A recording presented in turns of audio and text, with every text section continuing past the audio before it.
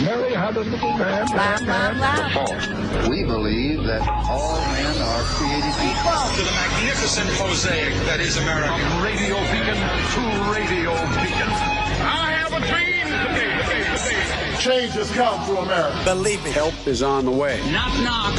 Who's there? It's a figment of your imagination. Randi Rhodes Show. Turn up your mind.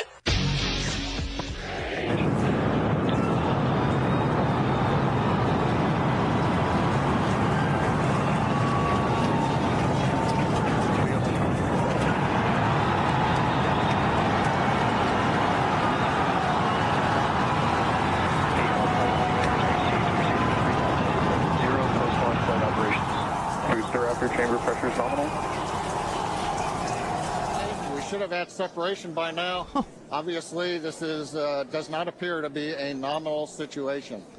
Yeah, it does appear to be spinning, but I do want to remind everyone that everything after clearing the tower was icing on the cake. Oh!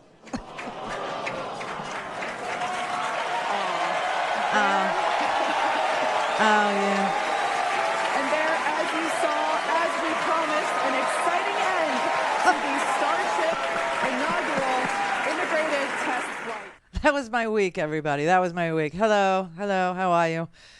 So a lot of you know, because I tried to communicate with you as best as I could, this is why you want to be on randirhodes.substack.com, because I can communicate with you in like real time by email that way. But a lot of you know that Loretta, my mother, passed away. She was almost 93, came very close to being 93 years old. She died in her sleep. It was the way that you would want to go in your sleep on 420.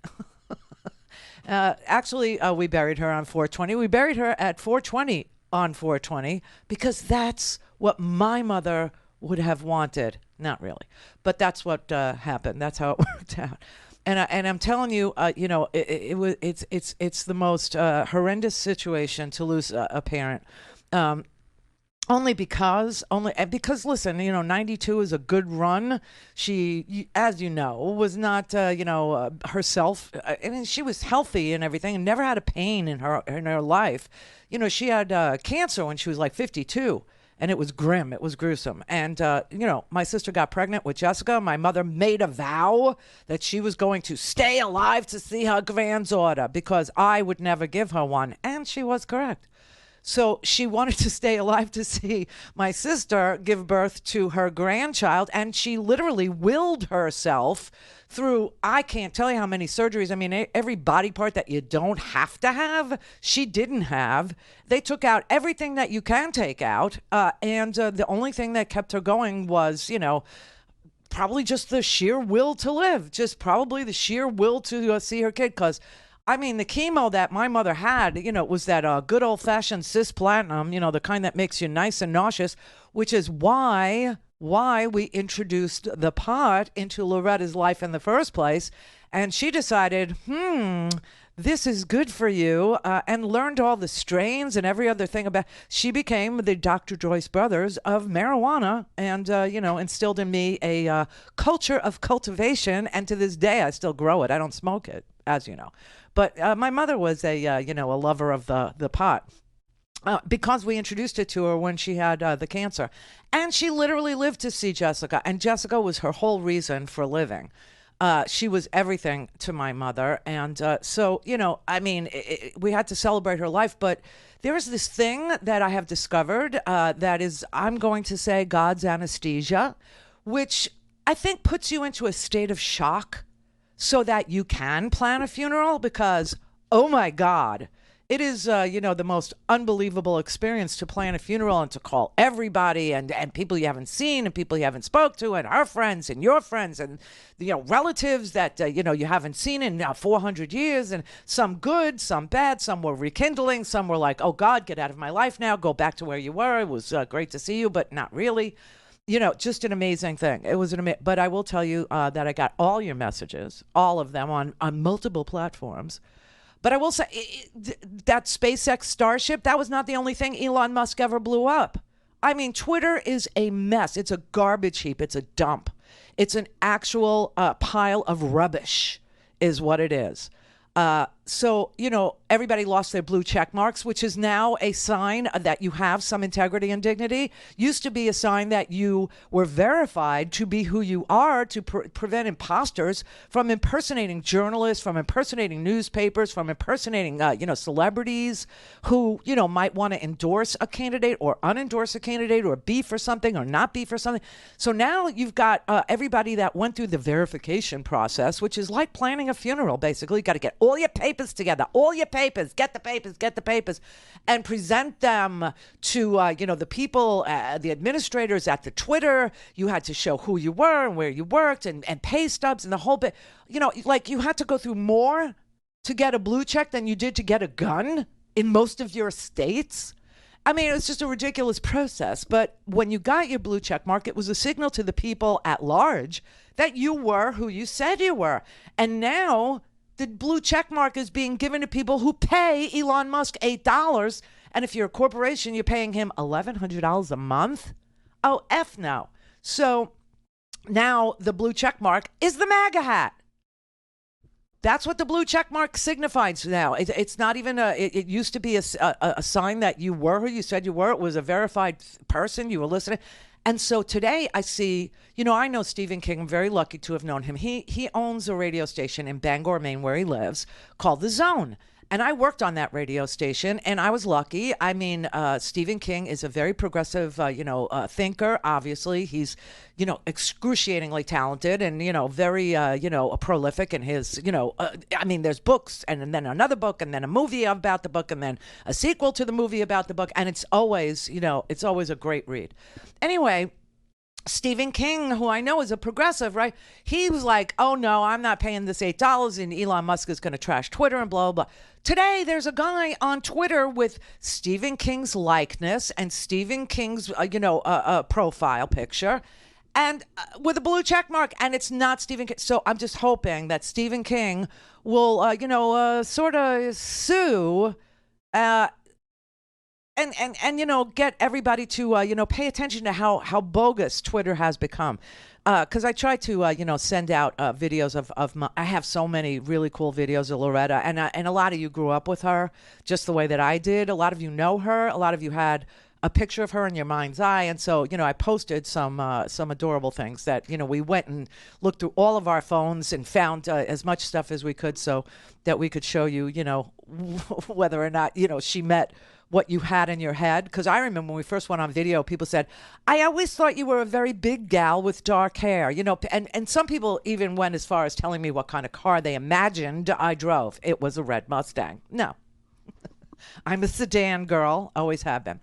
But I have to tell you that, going to my mom's funeral yesterday was not, just regardless of the emotional lift that it takes to do it, okay, that it actually takes to say goodbye to somebody who was responsible for so much about you, so much about your joie de vivre, so much about your joy of life and your fortitude and your stamina and your ability to see the best in yourself, because she only saw that in me. She never saw any of the confusion or any of the well, she saw my pimples. She was very clear on my hygiene, very, very clear, that I needed to wear makeup, get my bangs off my face. Ha! She was right. Get my bangs off my face and, do something after I put the makeup on to take it off to keep my skin in good shape because I was pimply. But she always told me being pimply was good. It meant I was an oily. And oilies don't wrinkle. The dries, they look like a pocketbook by the time you're 40. So be very happy that you're an oily. But when you put on the makeup, which you must do, you need to take it off and you need to use Vaseline. Oh, yeah. You could laugh as much as you want, but my mother, I saw her yesterday, okay? Not a wrinkle on her face. Not a wrinkle. Vaseline, everybody. But then you have to wash because the Vaseline is the Vaseline, so you have to wash.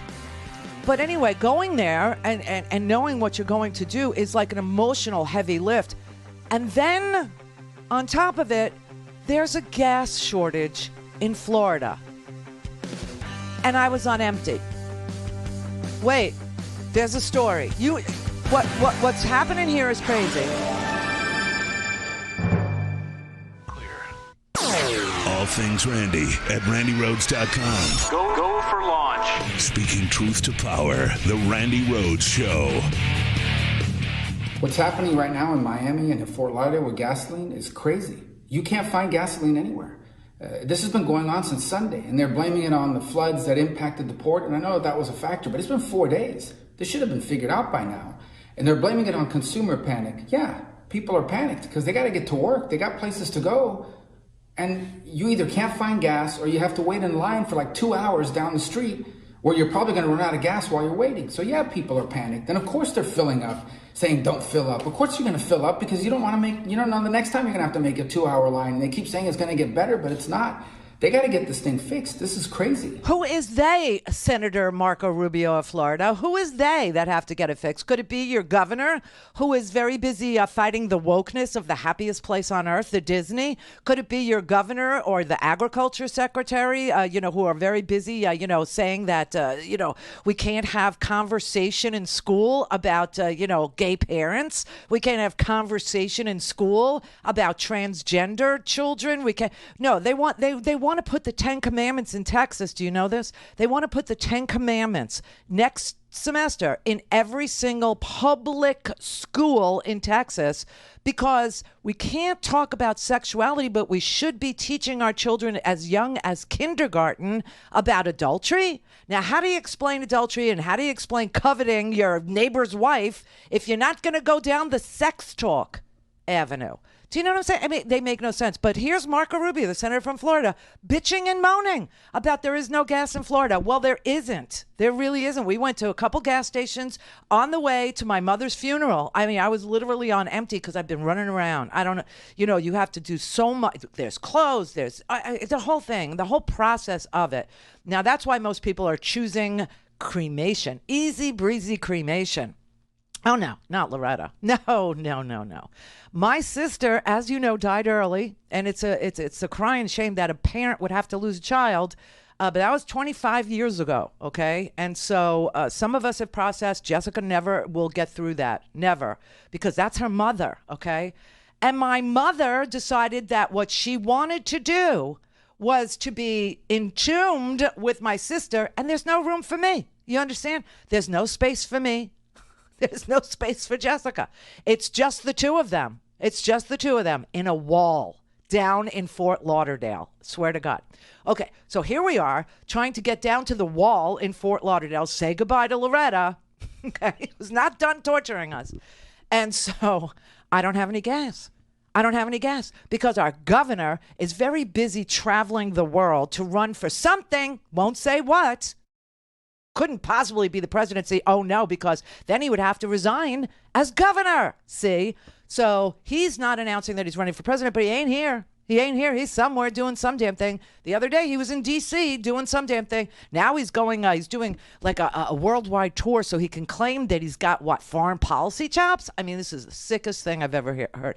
So we got problems here in Florida, okay? You know, it rained 25 inches in like a day, and the whole place flooded. I showed you that drone video. And it closed down Port Everglades, which is where apparently South Florida gets our gas trucked in, okay? It comes on a ship, we pick it up, they truck it out of the Port Everglades, and they bring it to the gas. Well, nobody can do that because it's under freaking water. And this guy is AWOL because he's very busy fighting woke. He's very, very busy. Somebody put this together. I think it was Midas Touch, okay? This is our governor's priorities, right? So because the woke represents a war on truth, we have no other recourse but to wage a war on woke. We fight the woke in the schools. We fight the woke in the legislature. We fight the woke in the corporations. We will never, ever surrender to the woke mob. Florida is where woke goes to die. It's where everyone goes to die, you moron. Oh, my God. So did you see the gas lines? Okay, so they did I've seen them in person, Rand. No, I'm saying on the video for the people that don't have the good luck to live in Florida, which is slowly being turned into Alabama. By the way, Brett came to my mother's funeral. That was above and beyond. That blew me away.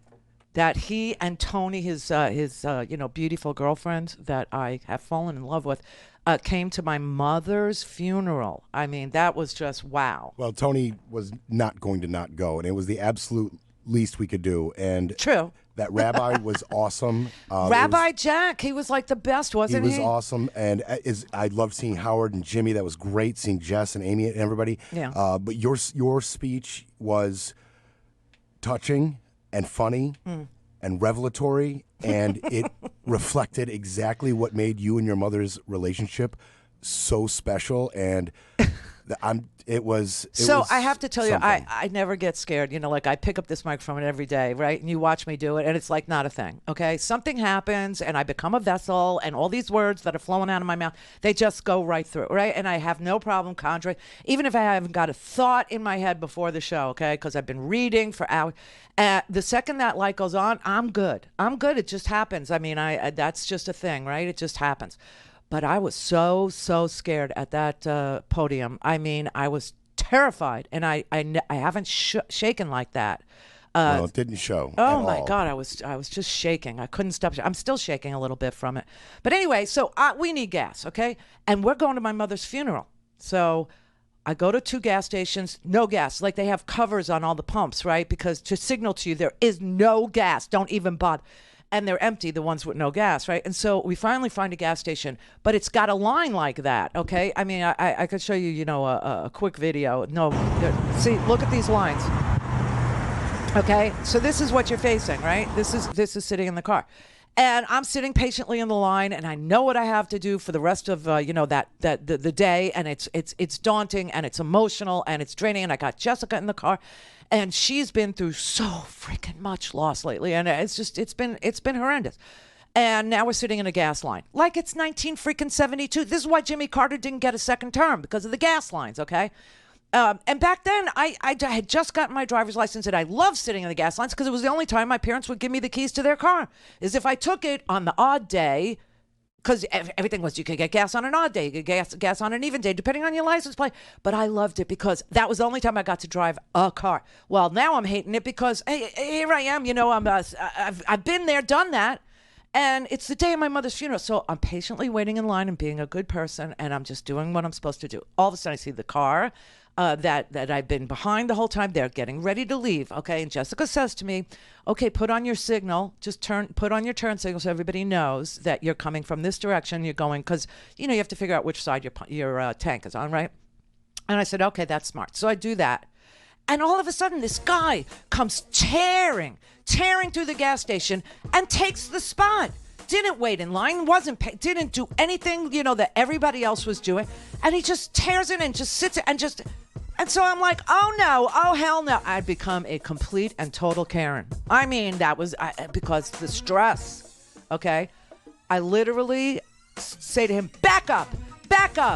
I was waiting in line. It's not your turn. It's not your turn. Back up. And he's going like this to me. No, bye-bye. No. And he's sitting in his car. He's I think early 40s with his mother, with his depleted mother, okay, sitting in the car. And I'm like honking the horn going, no, back up. The guy will not freaking back up. He won't do it. Clear. Call in, connect. Speak to Randi. Call 561-270-3844. 561-270-3844. So this state is turning into Alabama, is what I'm trying to tell you, okay? So you got these crazy people, rude people, that just don't understand what gas line is, and that you have to be patient. You have to sit in line. Everybody's got a place to go. I'm going to a funeral.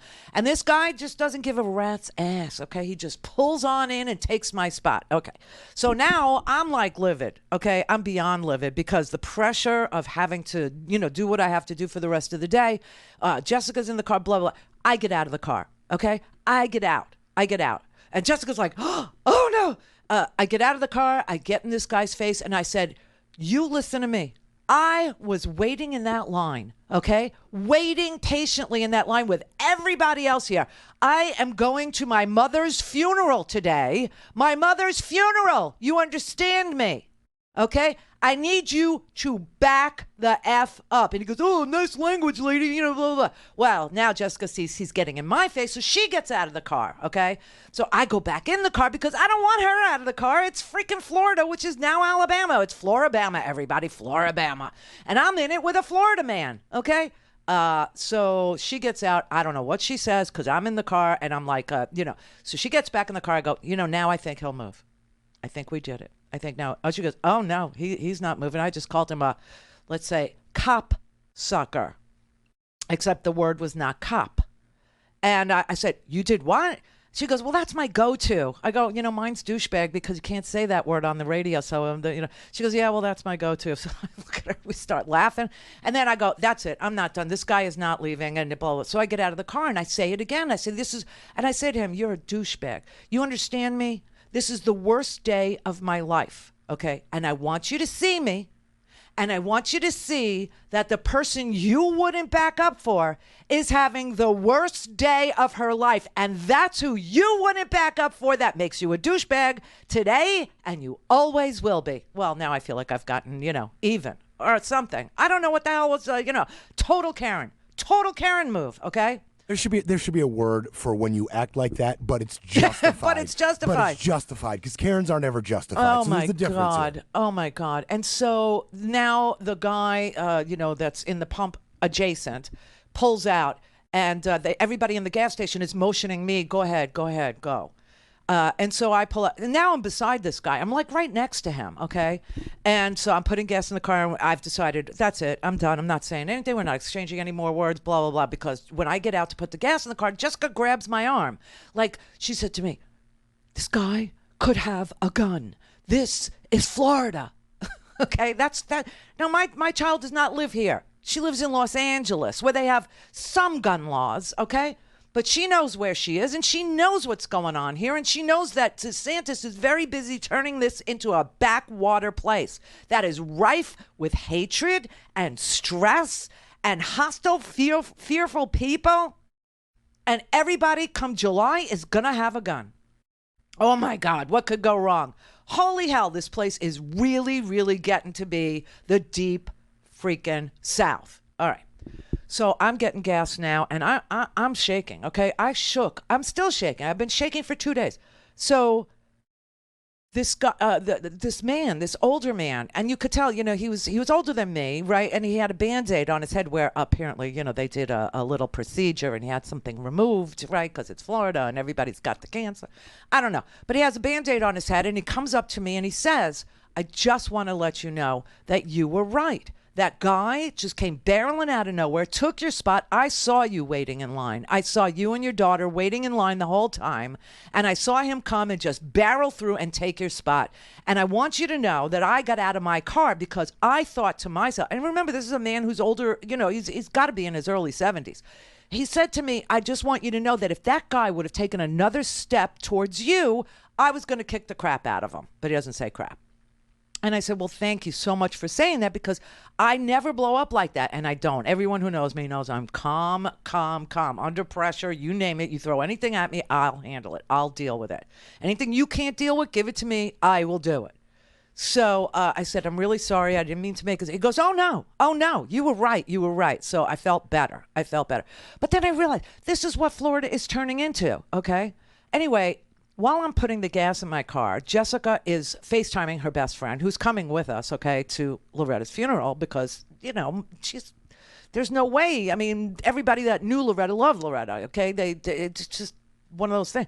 So Jessica is FaceTiming Amy, and she says to Amy, you know, this just happened, blah, blah, blah. And she's saying, I think we know this guy. I think I know him. And so she asks Amy, you know, is it this guy? I won't say his name, but is it this guy? And she goes, I don't know. You know, let me call his wife and see where he is. So Amy calls this guy's wife, who Jessica thinks it is. And the wife says, yeah, he's with his mother getting gas. So we go back home, and Amy meets us back at the house because, you know, we're going to go down to Fort Lauderdale for, you know, Loretta's funeral. And so I said to Amy when she came in my house, I said, Amy brings us Starbucks and blah, blah, blah. And so I said, do you know this guy? She goes, yes, I do. And I said, well, what's he like? And she said, you know, he's the nicest guy in the world. That it was a complete douchebag move. I mean, I didn't even expect him to ever do something like that, to take your spot like that. But he's the nicest guy. I've never heard him say a bad word about it. And it dawns on me, this is what we're becoming. This is what is happening. You're taking normally very calm, normally very nice, normally very, neighborly people, and you're stressing them out to the point where they're waiting in gas lines. You're stressing them out to the point where everybody is scared of everybody else. Okay, everybody is terrified of their neighbor. Everybody thinks their neighbor is armed. No, everybody's walking on eggshells around each other. And he's creating, this governor of ours is creating a hostile, disgusting, backwoods mentality that is contagious. And everyone in this entire state, or at least in the southern part of this state, who are normally, we're normally Northerners, okay? We're New Yorkers for the most part. Some of us are from the Midwest, but we're nice people down here. And he's turning us into this crazy place. Now, you add guns to this crazy place, what could go wrong? I was just about to say, I think the permitless carry goes into effect July 1st, I think. Yes. So what percentage does I just can't even imagine that somebody gets shot in that situation? How high does the percentage go up? I just can't even imagine. Like the added amount of stress that is going to be put on people who are now being forced through mismanagement at the very top of this government. I mean, you saw that video. He was in South Carolina. Then he went to D.C. He's not here. We had a 1,000-year flood.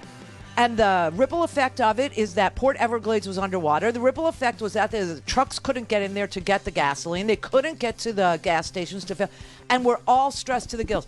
I mean, and this guy is sitting in the car. And, I thought it was interesting that he was with his mother. Like, how bad could a guy be if he hangs out with his mother? You know what I mean? And we just find out that this place is becoming rattled. This place is becoming stressed to the gills. This place is becoming Alabama. It's Floribama, okay? And it's inexcusable because and everyone that knows the guy that I got into it with that wouldn't back up for me will swear that we are the nicest people in the world. This is the Randi Rhodes Show. It is. To speak with Randi, dial 561-270-3844. That's 561-270-3844. All right, everybody. It is not only Friday, you bastards. It's $5 Friday, you bastards. Yes, it's $5 Friday, and this is your chance to join the Free Speech TV sustaining donor community, okay? Start a new monthly donation of $5 or more today, or increase your monthly contribution to Free Speech TV by $5 or more today. And the first 5 people every half hour to call 877-378-8669, the number on your screen right there, or sign up at freespeech.org will get a Free Speech TV mystery box in the mail. I have no idea what's in it, okay? None. I could just tell you it's not Loretta's ashes because she's been entombed the good old-fashioned way. So anyway, help us grow this critical network. Let's increase our impact in our fight for democracy by keeping us alive and well and happening on DirecTV, on Dish Network, on Apple TV, on Roku, on Sling, and all the other places that you're used to turning on and getting Free Speech TV shows. Thank you very much to keep our world sustainable and equitable for your donation to Free Speech TV today.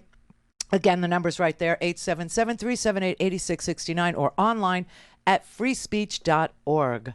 Brother David. Tonka, my sister. Hi. What a week. I wish I didn't know what you're going through, but as you know, I do.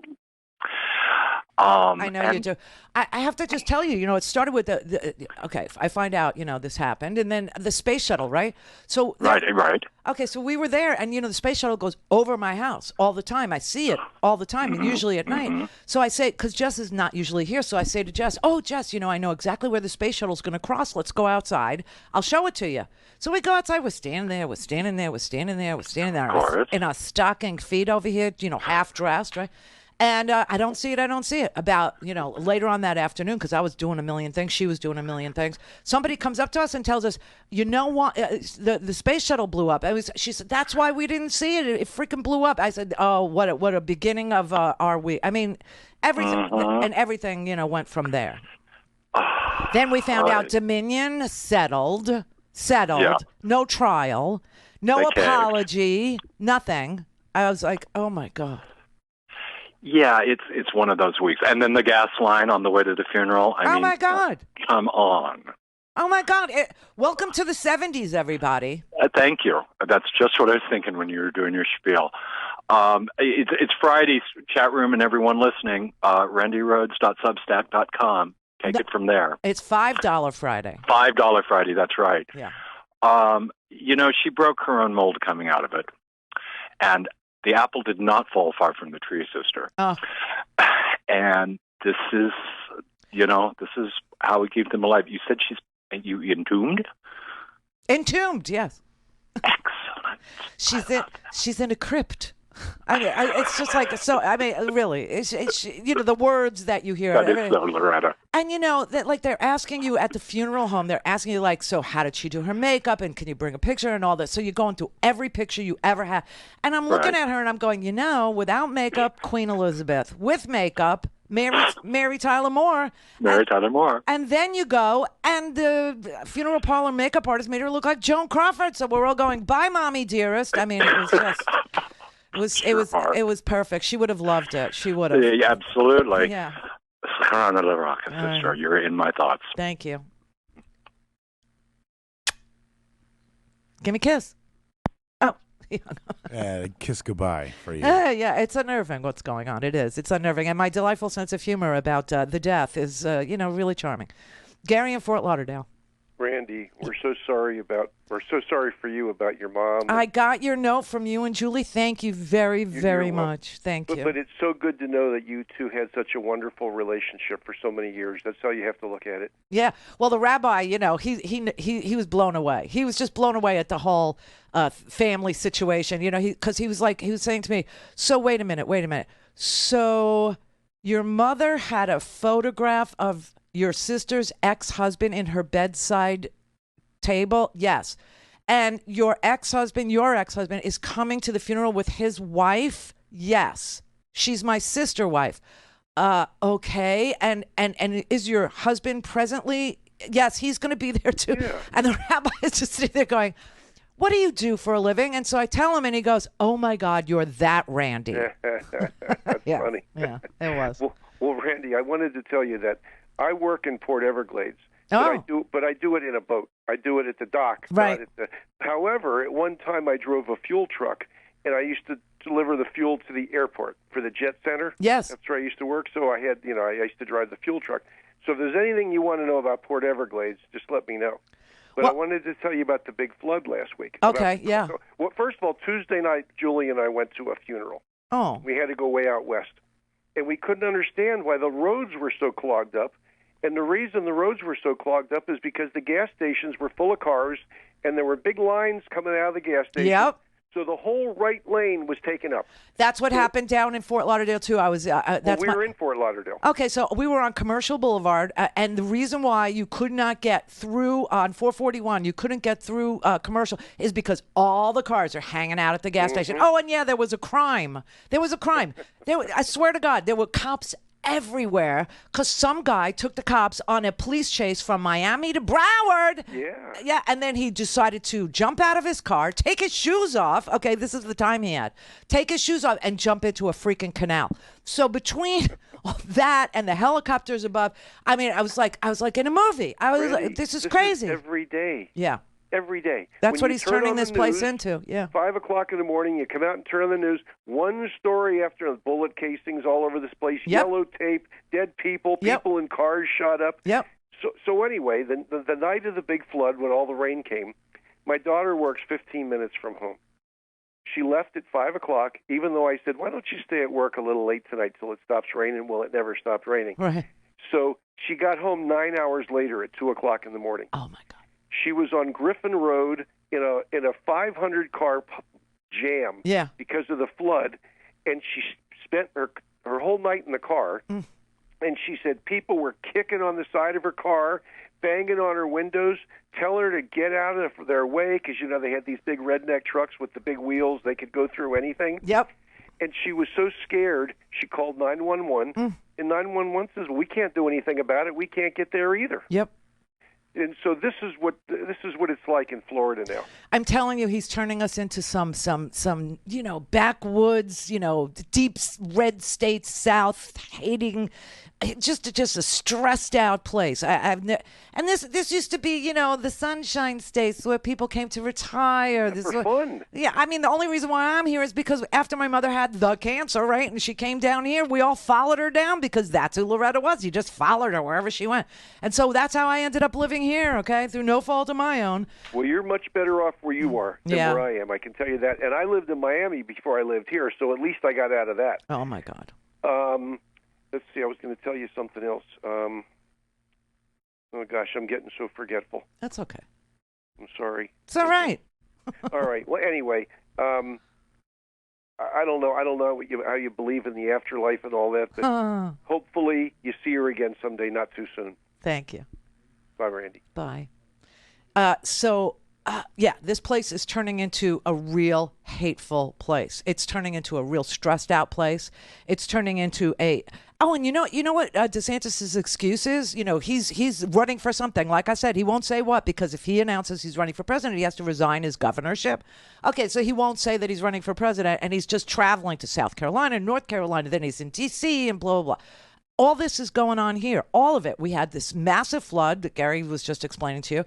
Okay, people were stuck in their cars all freaking night in giant, like waist-high water. The man is nowhere to be found. When the gas shortage obviously ensued because Port Everglades it was underwater, you know what he actually had the nerve to say, the temerity to say? And this is all you can expect from autocrats. This is all you can expect from people who only ever think about themselves. So much winning. Okay. He said the reason why people were waiting in line, the reason why they were, is because we were the problem. We were the problem. People in Florida, he said, are panic buying. Yeah, we're panicked because you're the freaking governor. We're panicked because you don't have the brain power to say, you know what? We got ports all over. We're a freaking peninsula. I'll get the gas and I'll truck it down to them until they can, you know, resume operations at Port Everglades. But oh no, because he's not here. He's an absentee landlord, you understand. But we have to live with his rules. We have to live hating each other. This is where woke came to die. This is where I pray to God your career came to die. And you know, this man is literally in a war with the happiest place on earth. He's at war with Disney, where, by the way, little known fact, he got married. Him and the Jackie O wannabe, his wife, they got married at freaking Disney. Oh my God.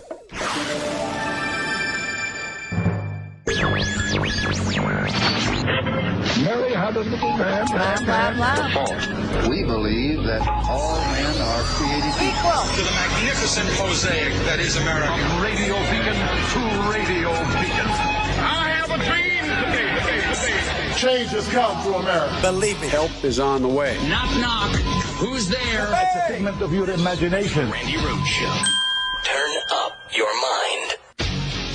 So we just heard from lawyers representing Dominion Voting Systems after the company settled with Fox. The attorney, Justin Nelson, announced the deal. It's a really unbelievable figure. Fox is going to pay Dominion Voting Systems $787,500,000. Dominion's lawyer saying, quote, today represents a ringing endorsement for truth and for democracy. Fox trying to put a positive face on what can only be interpreted as one of the ugliest and most embarrassing moments in the history of journalism. Fox issued a statement saying, quote, we are pleased to have reached a settlement of our dispute with Dominion Voting Systems. We acknowledge the court's rulings finding certain claims about Dominion to be false. The settlement reflects... I'm sorry, this is going to be difficult to say with a straight face. This settlement reflects Fox's continued commitment to the highest journalistic standards. We are hopeful that we are hopeful that our decision to resolve the dispute with Dominion amicably instead of the acrimony of a divisive trial allows the country to move forward from these issues. Don't apologize, Jake Tapper. It was hysterical, that statement that they had the temerity to put out saying we remain committed to world-class journal or whatever the hell they said. This was so disappointing. I got to tell you, this was like the worst week of my life, okay, on every front that you could imagine. I went to see the space shuttle, freaking thing blew up. I went to see, the trial for the Dominion trial was going to start. They settled 5 minutes. They had the jury seated. They were ready to go. I couldn't wait. I thought this is going to be the summer entertainment blockbuster of the year, right? This is going to be everything. 6 weeks we were going to hear testimony. We were going to see Maria Bartiromo. We were going to see Tucker. We were going to see Sean. You were going to see Lou Dobbs. And I was like, he was fired. So, what kind of a disgruntled employee was he going to be as a witness? You know what I mean? I was like smacking my lip. I was so excited about it. And then on the eve, actually it was the day of the trial's beginning, they settled for $787,500,000. And let me tell you something. If anybody thought that Dominion was all about, saving democracy, no, it was about the money. Just in case you were wondering. No, it was about the money. Yeah, and you know how you know? Because look, every single defamation First Amendment attorney said they had never seen a case this strong ever against a news organization, against a public figure of any sort, because the standard to prove defamation against a public figure is so high, especially journalists, especially political journalists. The standard is, and I had no idea. I have been sued for defamation 80 billion times, right? And if I would have only known, how difficult the whole thing was, I probably never would have even hired a lawyer. 5 years over here and 3 years over there, litigating this one and that one. Screw it. I would have just said, you know what? Go ahead, file your motions, and here's my response. Sue me. And I would have just, waited until the court said, okay, you haven't proven your case, summary judgment for the defendant, blah, blah, bye-bye. Just go. I had no idea. So here we were paying, millions of dollars in lawyers over a period of years to defend me being able to tell the truth about torture, me being able to tell the truth about this or that, whatever it was. Okay. But anyway, every defamation attorney was saying how hard it is to prove defamation, but that this case was almost a slam dunk. This case was a bang up. They got communications between the producers and the talent, and Rupert Murdoch said, oh no, I knew that he didn't lose the election. I knew he didn't win the election. I knew it was a big lie. I'm sending messages to people saying, oh, it's not about red and blue, it's about green.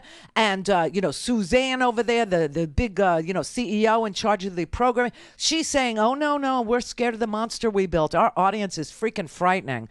They are crazy people, and if we stop telling the big lie, they will go to other outlets that will tell them the big lie, and they will leave us, and they will go to OAN, and they will go to Newsmax, and we will lose money. Number one. Number two, they will attack us because they're lunatics. They're fringy people. They're all armed to the teeth. They're ready to kill us.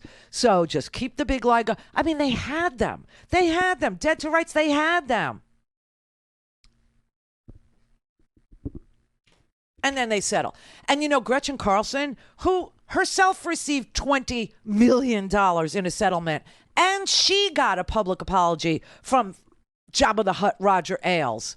Oh, hi, Roger. Hope you're enjoying it down there with Jerry Falwell and the rest. No, but I mean, she got a $20 million and she got an apology from Roger Ailes for sexual harassment. That was the former CEO and the chairman of Fox News. And she begged Dominion not to settle with Fox. She begged them. She said, please, in caps, Dominion, do not settle with Fox. You're about to prove something very big. She was pleading with them for a public trial. She was begging them to be exposed as the fake news, as the faux news, as the lying sacks of crap that they are, because she thought that's the only way that the audience would ever hear the truth, because they never changed the freaking channel. In fact, the guy that shot Ralph Jarl, that 16-year-old kid who apparently was brilliant in science, he was about to become a chemical engineer. His mother is a nurse. His aunt is a doctor. His father is in healthcare. I mean, the kid was just sciencey, and he was brilliant, and he was quiet, and he was a good-natured, kid, 16 years old.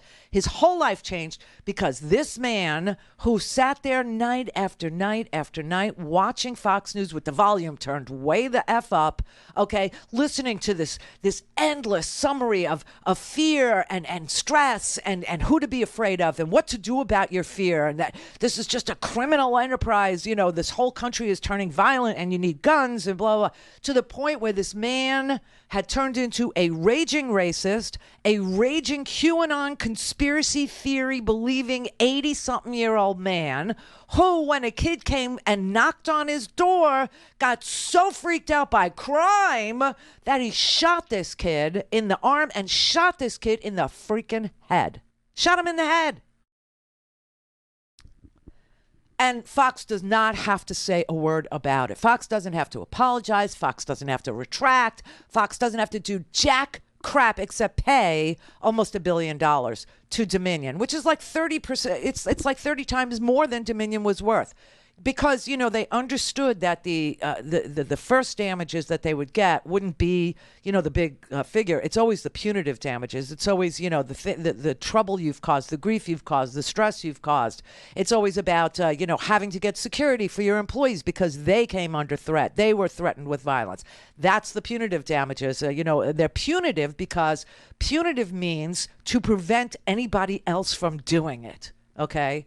These are punitive actions meant to prevent others from copying your bad behavior. Actual damages are what it actually, what your company was worth and how much business it actually lost, right?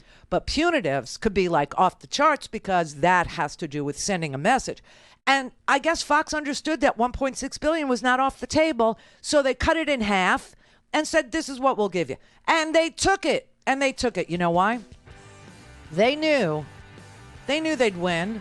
They knew they'd win at a jury trial. But remember, if the verdict came in from a jury and the jury awarded even the whole amount, Fox would appeal it. And that would cause no money to go out the door pending appeal. And then whatever the appeals court found, one side or the other, whoever disagreed, would go to the Supreme Court. And no money would flow out the door until that was settled. So they were looking at years of not getting this money. Years. And they said, you know what? That's a lot of money. It's almost $1 billion. We'll take it. Well, Fox pretty much said, yeah, but we're not going to apologize. We're not going to do anything on the air. We're not going to, tell anybody that we were lying to them the whole time. We're not going to do jack crap. And they said, okay, you know why? They're owned by a private equity company. All things Randy at RandyRhodes.com. Go for launch. Speaking truth to power, the Randi Rhodes Show. A lot of it was the kind of QAnon level conspiracies about election denying, and then they got really weird with some Fauci dogs. I really didn't know what that meant. But I would push back on some of this stuff, and he couldn't handle being pushed back on. And at a certain point, we kind of lost touch, and I think it was more of his choice than mine. Did he say or do things that you found offensive about minorities or people of color? Yes, he would say some things. I can't remember exactly now all that happened, but I know he had something about, had a really hot take about abortion and how something about black women getting abortions, and I didn't know what he was talking about, but I said, I don't really want to talk to you about this anymore. This is racist and it's dumb, so let's move on. And I pushed back, and he didn't like that either at the time. I mean, that's the grandson of Andrew Lester, the guy who shot Ralph Yarl. And as you know, people are being shot left and right in this country for doing, stupid little things like turning into the wrong driveway or getting into the wrong car in a parking lot. You had a father and his 6-year-old daughter took a bullet fragment to her cheek. Dad got shot in the back because the neighbor boy over there didn't like that their basketball rolled into his yard. And of course, this is America, so what do? You get your gun and you shoot at a dad and a 6-year-old kid. I mean, this is just so bizarre now. I mean, it started, with Ralph Yarl that we understood that you could get shot just by knocking on the wrong door. It's unbelievable. Why? Because Grandpa is sitting in there with like 8,922 guns listening to Fox tell the Dominion election lie over and over and over and downshifting into QAnon conspiracy theories with Jewish space lasers and Dominion and Smartmatic and the pillow guy. The pillow guy has to pay $5 million. Did you hear that? That's like the only good news I bring you today, okay? The pillow guy, Mike Lindell, apparently had this challenge to anybody who could prove that his data about the election being stolen was untrue, was false, was fabricated, was fake. And an IT guy actually decided to take him up on it. And not even a cyber security guy, but just an IT guy. He was able to show to a court that Mike Lindell was full of crap, okay?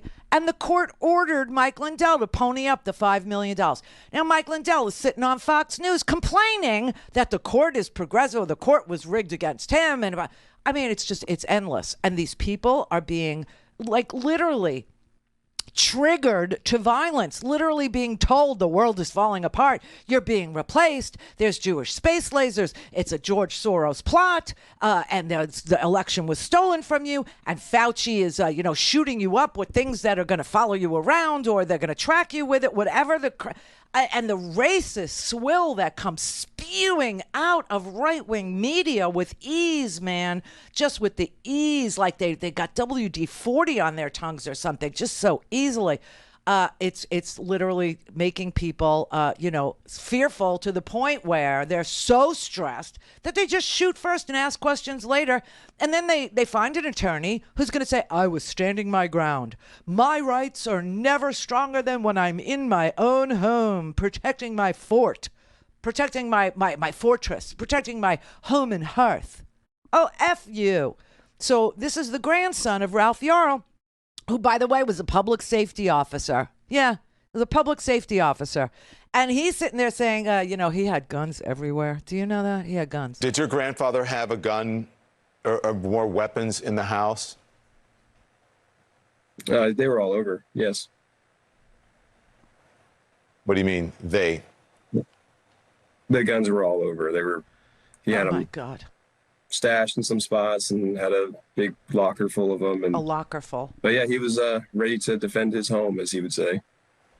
Considering the recent history, I mean, is this a recent history that you found your grandfather? Is that why you pulled away from him? Has he always been this way, or is this something new? I feel like he's been pretty conservative for a long time, which is fine. But feel like in the last 5 or 6 years, it's really ramped up. He was a huge Trump supporter, and between that and then the galvanizing that people have been feeling lately with politicians and ideologues co-signing, violence and domestic violence, domestic terrorism, and even pardoning people who murder other people for differing political beliefs. Abbott. I feel like all that stuff has really ramped up his beliefs and radicalized him a little bit. I'm just wondering, because we've been covering these, and there are usually, not always, there are warning signs. You feel like the warning signs were there. That's why I asked you if this is something that happened recently. I believe so. The warning signs were there.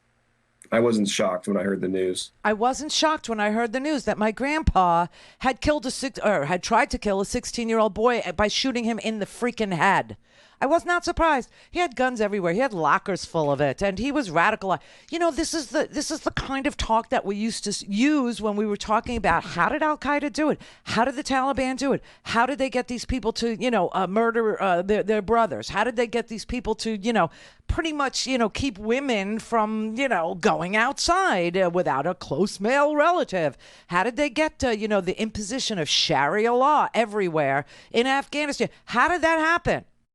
Oh, well, videos. It was all online. It was all radicalization. It was, just constant preaching. It was the same propaganda over and over and over and over, matched with guns, matched with violent behavior that was applauded by the leadership. See, this is why it's so disgusting that Greg Abbott over there is talking about giving a pardon to a murderer because he liked the murderer's politics and didn't like the murderee's politics. He didn't like the guy who the murderer killed. He didn't like that guy's politics. So he's thinking about pardoning the murderer. I mean, what kind of a freaking country is this going to be? Now, this grandpa, he's like in his mid-80s. He's going to die in jail. That's how he's going to die. Because he followed what Donald Trump was selling, because he bought it. I swear to God, the rabbi made some really funny jokes about my mother, because my mother was a car salesman. I don't know if you know that. But my mother she worked in a dress shop, then she was she was always selling. She loved to sell. She was a natural born salesman. And he was like, she could sell ham to a rabbi. Yes, that's what Donald Trump is capable of. He could sell ham to a freaking rabbi. I mean, and people just buy this crap, and the man he's got 87,692 trials, and they all are about fraud. Tax fraud over here, insurance fraud over there, fraudulent universities, and everything is fraud with him. And people, it's like a sucker is born every minute is really a thing. And this man understood it and radicalized a nice chunk of the United States. The only good news is that they're a small percentage of us, but it doesn't take a whole lot of people to start killing our kids and causing this kind of bloodshed in our streets. Shot in a driveway, shot in a parking lot, shot at a front door, shot because, a basketball. These get off your lawn people, they're armed to the freaking teeth now. Connect. To speak to Randi, call 561-270-3844. 561-270-3844. All right, it's $5 Friday, you bastards. What does that mean? Okay, so $5 Friday is a really great day for you to give $5 in a monthly donation to Free Speech TV and become a Free Speech TV sustaining donor and be part of our community. Now, if you already have a $5 monthly, consider increasing it by $5 monthly.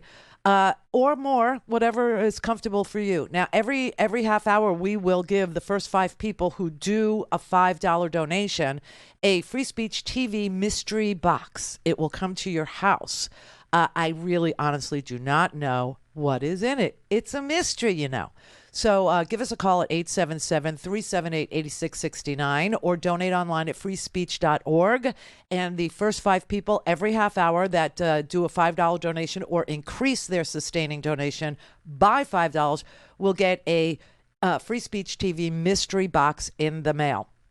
And just so you know, the reason why we do this is so that we can plan for the future. It's Free Speech TV. I am a show that is distributed by Free Speech TV, and they have 16 employees that bring you independent media like my show, like Tom Hartman's show, like Steph's show, all these shows that you really like.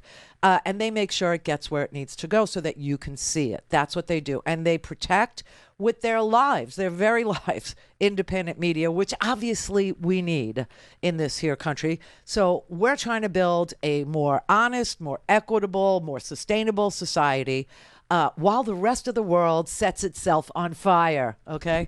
So if you can do a $5 donation today, that would be wonderful. We would really appreciate it. So thank you very much. Wayne in Oregon. Hi, Randi. Hi, Wayne.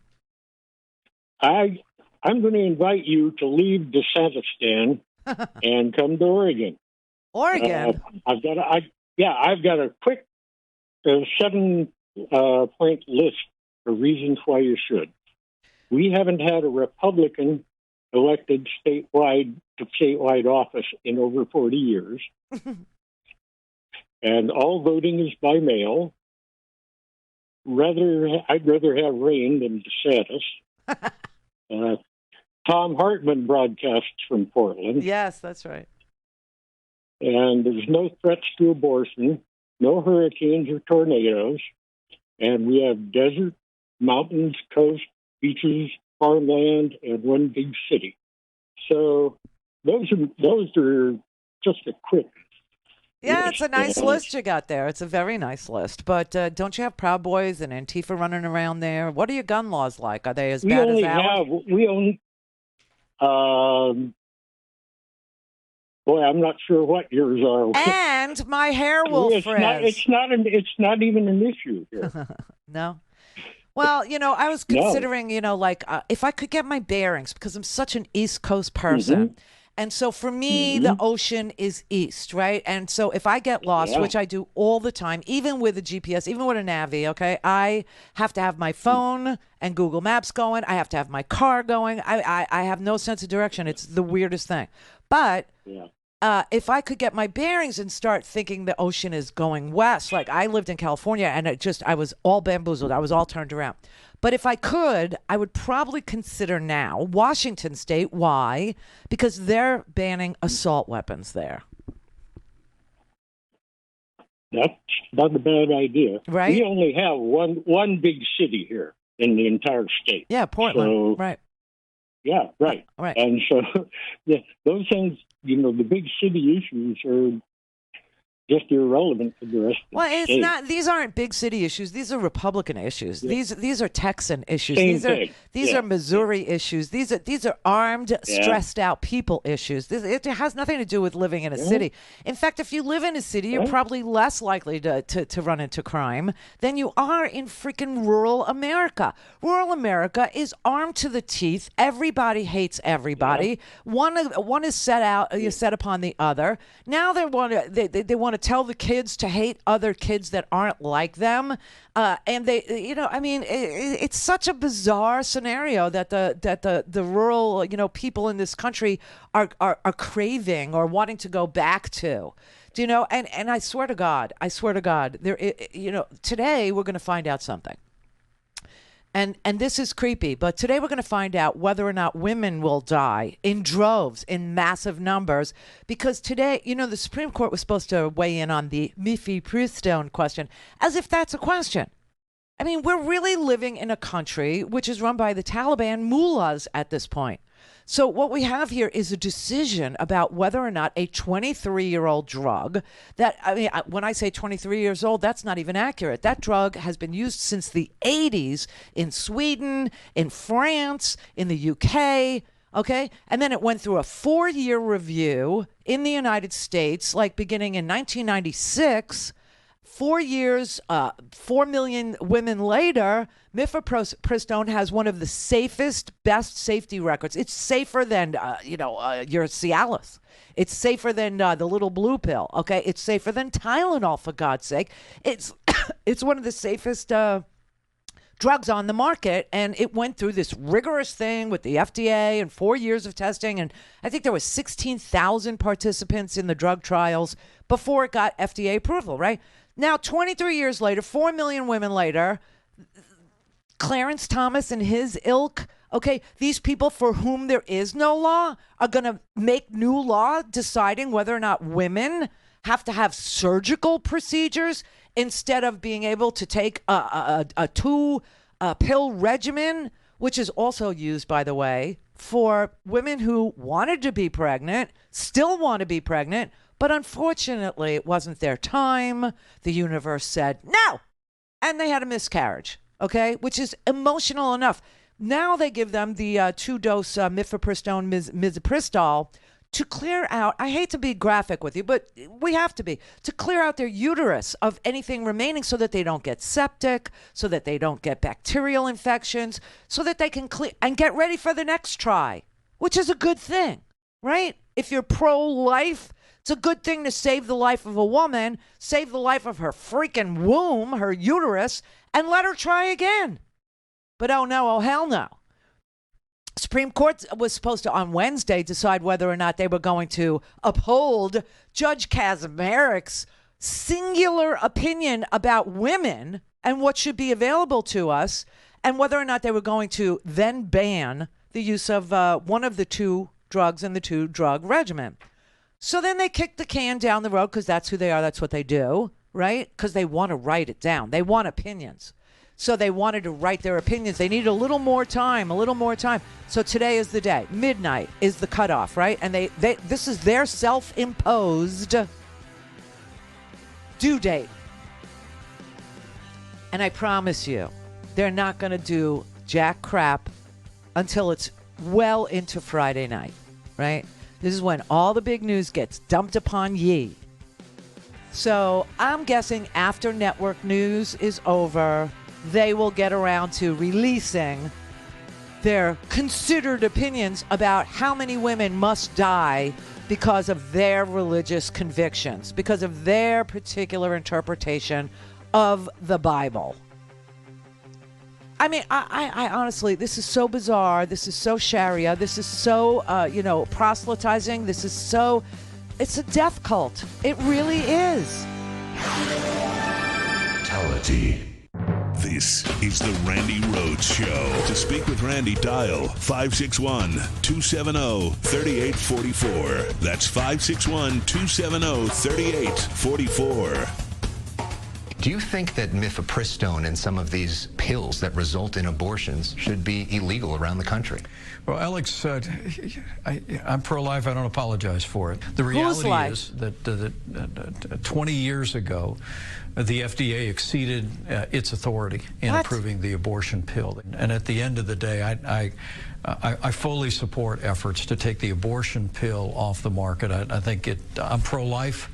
But I also believe that it's caused great harm for women around the country. Whose life are you pro? Whose life? Certainly not the grown woman who is trying to live her life. You're not pro her life. Like I said, the only tough thing we have left to do is to convince guys like Mike Pence and the Sharia mullahs that run around, cloaking themselves in, the Ten Commandments, which is Moses' best work, not Jesus. Moses. Like, let my people go, Moses. Yeah, like that guy. They're cloaking themselves in pretty much Judaism and perverting it and saying women could die because of the our only job here is to convince them that women were once a fetus. Other than that, they won't give a rat's ass about our lives. We could all die for all they care. And the idea that women should be barefoot and pregnant and make more white babies, because in his head, that's what's going to happen is women will be forced, especially in the Deep South where there's no access to anything anymore, where people are dirt poor and people are predominantly white. In his freaky mind, they will make more white babies for him. This is a very sick thing. Pence characterizing mifepristone as the abortion pill is so despicable and misleading and dangerous when it has so many pro-health functions. It's so on brand for them. Listen, they don't give a damn about anything except having people back in bondage, having people back in stress, having people live in strife, having people not be able to feed their family, not be able to put food on their... Remember George Bush? We got to put food on the family.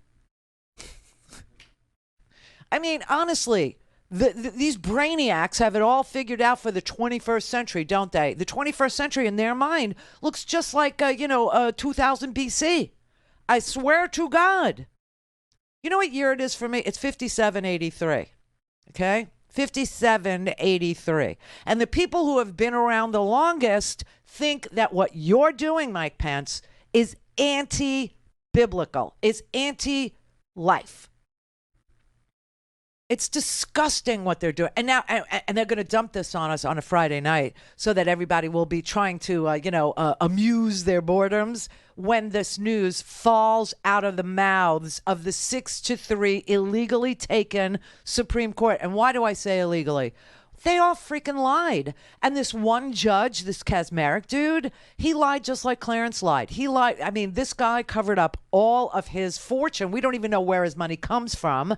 And apparently he was told that he needed to present to the confirmation to the Judiciary Committee ahead of his confirmation to be a federal judge in Amarillo, Texas, every writing that he had ever been part of, or every opinion that he had ever authored, every appearance he ever made on radio or television.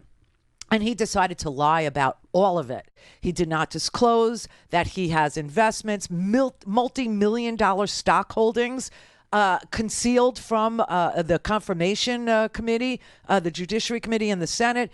And also this lovely little gem, okay? This is Judge Kaczmarek recorded on a Christian radio station, blaming women's freedom for where we are today, the sexual revolution and all, and us being able to take the pill to prevent unwanted pregnancies and still partake in the joys of sex was somehow something a bridge too far for him. It was the corrosion of his culture. And he felt very emboldened to tell this to a radio talk show host, but not to the confirmation, the Judiciary Committee and the United States Senate. This is why they refused to confirm him, I don't know, like 4 times prior. 4 times prior, he was not confirmed, even though his name was put forward, because people understood he was a mullah. People understood that he was willing to lie. I mean, they love the 10 Commandments. Doesn't it say, do not bear false witness? Doesn't that translate to don't tell lies? Well, that they think that they made some deal with, God. I hate to tell you who your deal was with, but it wasn't God. God's very clear about don't lie. He's very clear about coveting things. Very clear about it all. But he decided that his deal was with God, and God would permit him to lie and conceal and to make a fortune, multi-million-dollar fortune, and conceal that, just like Clarence concealed his. Clarence, there was a space on Clarence disclosure form for, Ginny. Like, has your wife made any money? And he wrote no, none. My wife made none. It was almost $700,000, $686,000 that she was paid from the Heritage Foundation. He refused to disclose it. Didn't disclose his deal with Mr. Harlan Crow over there, the Nazi collector, the Nazi memorabilia collector. No, they don't disclose. And then, Amy, she sat there, and Gorsuch sat there, and Kavanaugh. And they all said, no. This is settled law, this thing about the women. It's settled law. They have a right to privacy. They do. It's, precedent on precedent is what it is. Liar. He's supposed to disclose any interviews, media, articles that he's written. And he didn't disclose these 2 interviews that he did on Christian Talk Radio, where he talks about gay rights and contraception. And what's interesting is that gay rights and abortion were 2 issues that proved to be flashpoints during his nomination process. He was asked about these again and again and again. Both of these interviews took place in 2014. They were shared by his employer at the time. And he was brought on by, according to the host's own words, to talk about the homosexual agenda. And I'm just going to run through a few of the things that he said on this show. Now, he said that the federal government had joined the culture war against same-sex marriage opponents. He says being gay is a lifestyle. The host brings up that Christian groups he feels like could eventually be viewed as hostile to the government, almost in line with Al-Qaeda, and he says he agrees. Oh, my God. And just take a listen to this quote where he talks about divorce, oh my God, contraception, and the sexual revolution. Yeah, and I just want to make very clear, people who experience the same-sex attraction are not responsible individually or solely for the atmosphere of the sexual revolution. It's a long time coming. It came after no-fault divorce. It came after we implemented very permissive policies on contraception. The sexual revolution has gone through several phases. We just happen to be at the phase now where same-sex marriage is at the fore. Whoa, very permissive policies on contraception. Yeah. That's an interesting turn of phrase. What is Judge Kaczmarek saying now about why he didn't disclose these radio interviews before his Senate confirmation? So we did reach out to his chamber, and what Kaczmarek told us was that he did do a search for these interviews. He said he didn't find them, telling us in a quote that he did run searches for all the media, but did not locate this interview and did not recall this event, which involved a call-in to a local radio station. No, it wasn't. He wasn't a caller. He was a booked guest. Okay, and he called in to do his interview, his planned, scheduled interview. Now he's pretending I was just calling talk shows. Well, you know what? If you just randomly call talk shows to complain about contraception and no-fault divorce and gays and all this stuff, and nobody was soliciting your opinion for any reason, you got issues that I can't help you with. You got problems that are way, way bigger than you think you do. But this is not the only thing he concealed. He concealed money, multi-millions of dollars. He concealed where his investments are. He also concealed the fact that he had authored a paper for this Liberty Foundation that he works for, you know, this right-wing uber, I mean, it's like a very ultra right-wing interpretation of Christianity. And he authored a paper that I swear to God, if it was in Farsi, you would think the Taliban wrote it. About women, how we really shouldn't be outside without close male relatives. We really can't be trusted with contraception because we lose our minds. We just think sex is okay, is what it is. And that's, you know, a degradation of our culture, and that's anti-Christian behavior and blah, blah, blah. And when that paper came to light, he literally removed his name as an author of it and said, oh, he only helped them lightly edit it. This man is a world heavyweight champion liar, as they all are. They've shown you who they are. Believe them. Believe them. They do not have your best interests at heart. I do. So here's my advice. If you're lucky enough to have a mom, call your mother.